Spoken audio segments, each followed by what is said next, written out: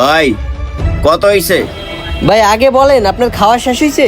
হ্যাঁ ভাই, আমার খাওয়া শেষ হয়েছে। ও আচ্ছা। এই মনির, কলা শুকলাগুলো নিয়ে ছাগলরে দাও তো। আচ্ছা ঠিক আছে।